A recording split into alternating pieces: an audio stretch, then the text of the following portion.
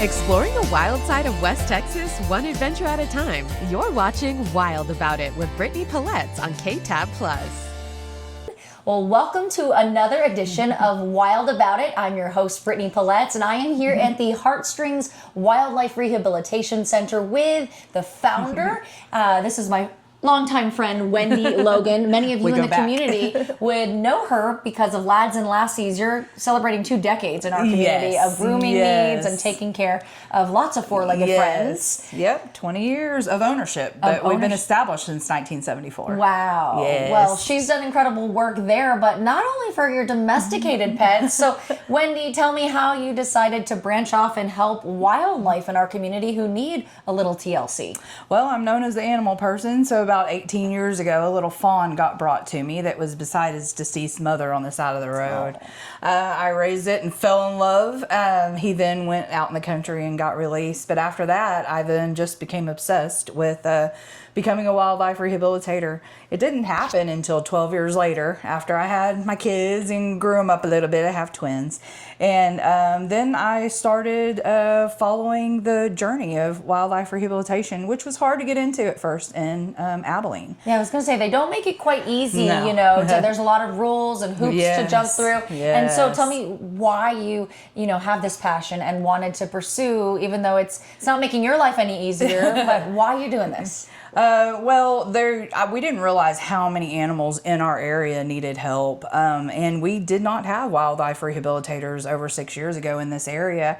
So I did reach out to a lady out of Fort Worth finally, and she put me on her permit, and that's when we started. But once we got started, we realized how many animals how many animals really did need help, and it is hundreds. Hundreds. Yeah, and in the time that you've been doing this, how many animals do you think you have helped get back to the wild? I don't know. Our rescues, I don't know. It's probably in the thousands now, because we don't just have Abilene area. We have San Angelo, Brownwood, Midland, Odessa, and we even go as far as Mason, Texas, which is getting a little closer to Fredericksburg. Wow. Well, you cover a wide area. Now, let's explain what happens if somebody, comes across a sick or injured fawn, and what happens once they come in your care. What happens next? Like with fawns, it's a little different because a lot of people do feel that they need help, and a lot of times they don't need help. And it's just because the doe leaves the fawn in an area for the first few weeks of its life. They don't have scent.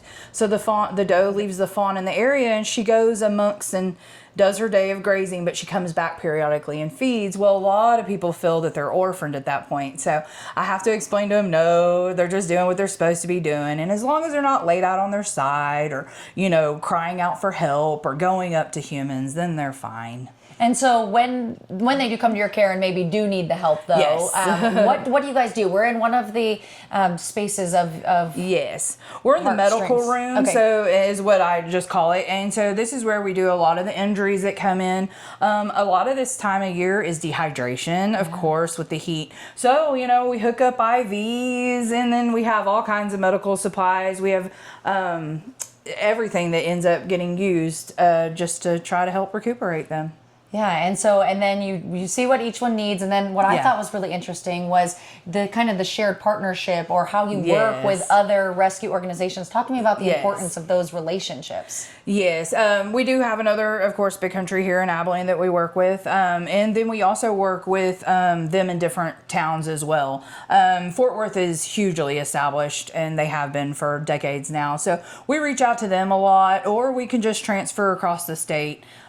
Depending on the animal's needs as well. And for instance, we don't really have coyote. We didn't have too many coyotes here when I had a coyote pup come in. And who's this? This is Minnie. Minnie. Yes. So we didn't have coyote. So we had to travel the coyote to a facility closer to the Dallas-Fort Worth area just so it can be with its own kind and get raised. So and you've had quite the. We've talked a lot about fawn and deer and all of this, but you've had quite the variety of animals. Talk to me from. You haven't had a bear, but like you said with the sign, we do.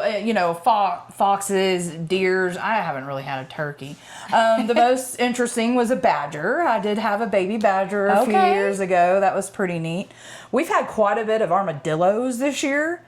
which, you know, I haven't had, but they're adult. We didn't have babies, but one did end up making a full recovery after getting hit by a car, and we released him back in our woodsy area back there, and he's doing great. Yeah, tell me what that's like, making it to that point, helping these animals get the care that they need, and then being able to return them to the wild. I don't know. It's just so gratifying. And that is why I named it Heartstrings Wildlife, because it really does pull on your heartstrings. Yeah, It is so gratifying. But we have a very large team here in Abilene, which I conclude Sweetwater's with our Abilene team pretty much, because they're but we have quite a few people that we all just work together. And how many are like on your specific team with Heartstrings? I have close to 30 on my permit, but once again, that is, you know, Sweetwater, well, Brownwood, San Angelo, Midland, we're just getting started because they don't have any over there either. So we're just getting that team up and going. Well, good for you for stepping up in our community to kind of get the ball rolling, and then finding the right people who want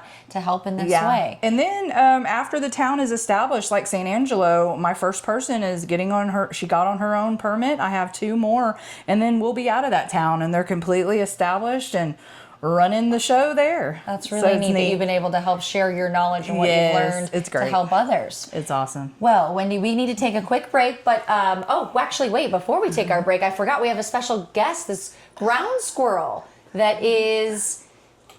Oh my goodness, who is this? Say, my name's Charlie. Charlie. Oh, and so is Charlie a pet now? No. Is this, oh, no. Okay, you're caring for Charlie. Yes, I'm just caring for her, and she'll go back to the wild as well. She came from a park. Oh. So that's exactly where she's going to go. And how long do we think until she'll get to go? Just a few more days. Oh, well, a few more days, and she's good. She's eating on her own well. She's like, I'm a little camera shy. Oh, me too, she's Charlie. Like, what are we doing here? Oh, Charlie and Wendy. Well, Charlie is adorable, and we have some more adorable friends here at Heartstrings Rehabilitation Center. When we come back, maybe I will have the opportunity to feed one of the baby fawn. Find out with me. Exploring the wild side of West Texas, one adventure at a time. You're watching Wild About It with Brittany Paletz on KTAB+.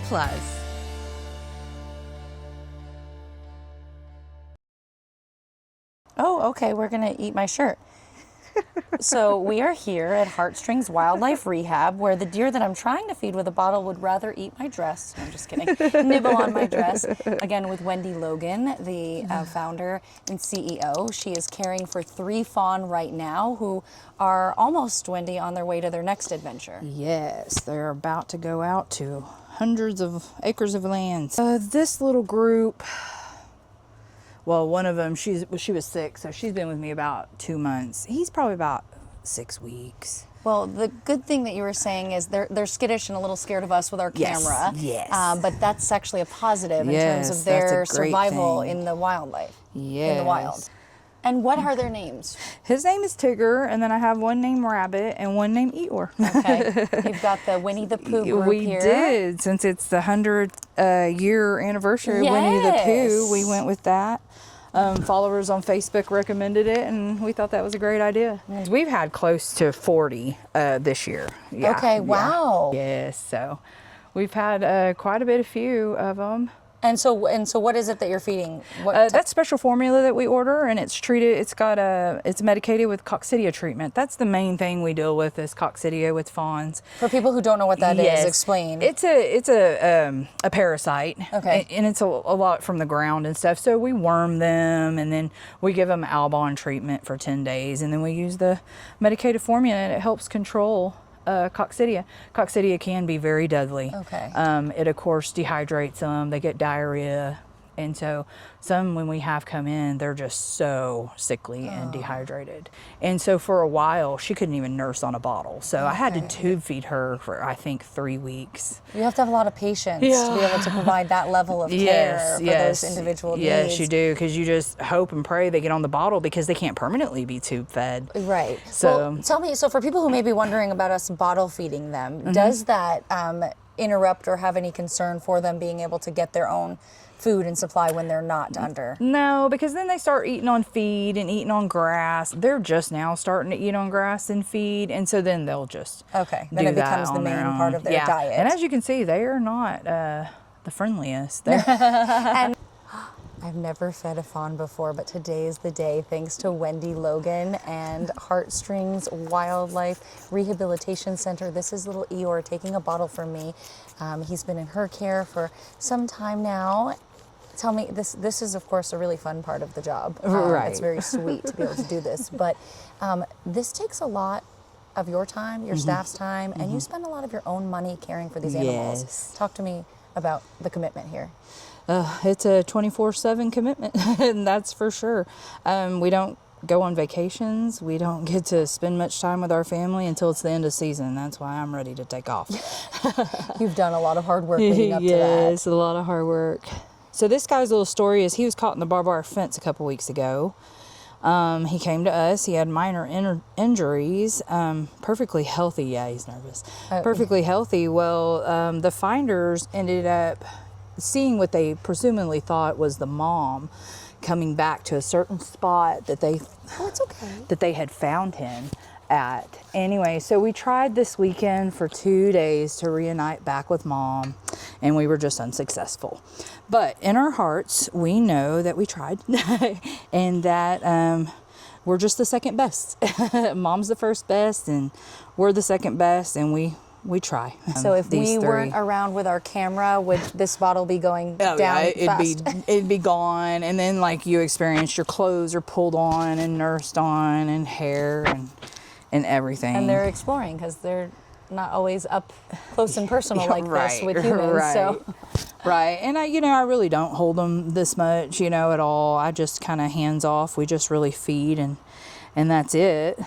And so when these three go on their way, is that a sad part of the journey for you? It is. It's bittersweet. It really is very bittersweet because I know they still have a little while for release, but I miss them because they've been part of your care. Right, they've been part of my care, and I miss them, and it's okay. It's okay.